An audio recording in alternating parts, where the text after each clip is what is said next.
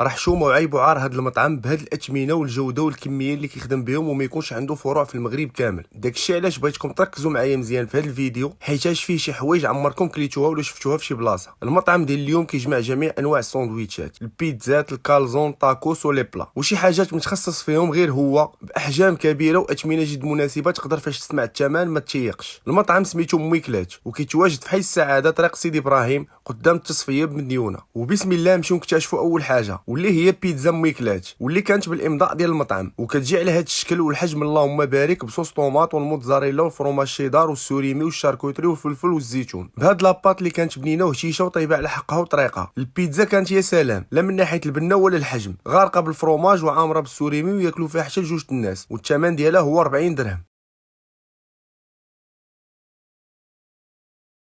وهذه الشاف سميتها مخفيه، وهي من الاختصاص ديال المطعم، وما عرفتش علاش سموها مخفيه وهي بهذا الحجم العملاق والشكل الجميل اللي كيفتح الشهيه. وكتجيب لاباط بيتزا اللي كيف العاده رطبه وهشيشه، وكيكون فيها البولي والفيونداشي والفريت والموتزاريلا والصوص على حساب الطلب، وانا خديتها ميكس بيناتهم بجوج، وكيقدموا معاه حتى الفريت اللي كتكون في مازون. المذاق كان واعر بزاف وبنين مع هاد لاباط بيتزا، كانت تجربه جديده وكنصحكم تجربوها حيت غادا تعجبكم بزاف. اما الحجم ما نهضروش عليه، راه كيف كتبان لكم كبيره وياكلوا فيها حتى جوج ديال الناس، والثمن ديالها هو 45 درهم. واجي الشاف شوف معايا هاد الكالزون حتى هي قداش، بهاد لاباط الهشيشه اللي غير كديرها في فمك كدوب، وكتكون يا بولي ولا فيونداشي ولا مركاز، وانا خديتها بالطون، وكيكون فيها صوص طوماط والزيتون والفلفله وغارقه بالموتزاريلا. المذاق كان واعر بزاف والكميه كبيره اللهم بارك، والثمن 30 درهم. وندخلوا على هاد الساندويتش اللي سميتو ميكلات، واللي حتى هو بالامضاء ديال المطعم، واللي كيجيب هاد الخبز في ميزون، وكيكون فيه تشيكن كريسبي مع البصل والمطيشه والكورنيشو والخس والفرomاج شيدار والصوص على حساب الطلب، زائد الفريت اللي حتى هي كتجي في ميزون. الساندويتش عامر مزيان وبنين وساهل يتجرب، وخصوصا ملي غتسمعوا الثمن ديالو اللي هو 23 درهم.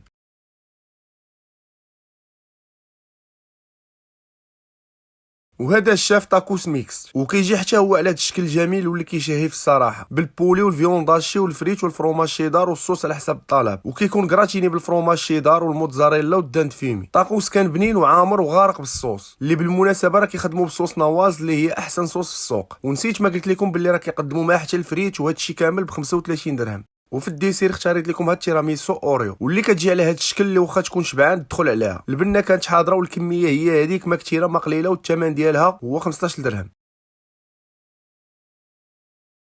وفي العصير اختاريت لكم هاد الزعزع، وحتى هو كيجي بهذا الشكل الجميل والكميه اللهم بارك، بجميع انواع الفواكه اللي كتكون متوفره في المطعم، زائد اللوز والتمر والشريحه والشوكولاط ومعصور بلافوكا، والثمن ديالو هو 25 درهم. الاخوان المطعم فيه قائمه كبيره بزاف، فيها لي ساندويتش ولي بلا ولي باستيشو على الانواع، وحتى المقيلات باثمنه جد مناسبه وكميه وجوده كبيره، والخدمه كانت مزيانه بزاف. واهم حاجه انهم ما كيتعطلوش وكيديروا حتى ليفريزون النواحي ديال المطعم فابور. اما النقا المحل كان نقي بزاف، والجوده ديال الاكل كانت طالعه بزاف. والمهم في هذا الشيء كامل هو الاثمنه اللي كانت صادمه بالنسبه ليا، وهذا الشيء علاش بغيت يكون عندهم فروع في المغرب كامل. والجميل في الامر هو ان صاحب المحل واقف بايدو كيشوف وكيلاحظ الكبيره والصغيره، ولاحظت باللي كيهموه الزبناء ديال المطعم وكيبغيوهم يمشيو وهما فرحانين. وهذا الشيء راه كيبشر بالخير وما غتلقاوش في اي بلاصه. تقييم التجربه هو 10 على 10، وكنصحكم تجربوها. غادي نتسناكم تكتبوا لي لتحت شكون جرب هذا المطعم واشنو الراي ديالكم فيه، وتقولوا لي اش من مطعم تبغوا نجرب ثاني. كان معكم اشرف من صفحه اشرف هلاك، وما كاينه القصه خويا، وتهلاو.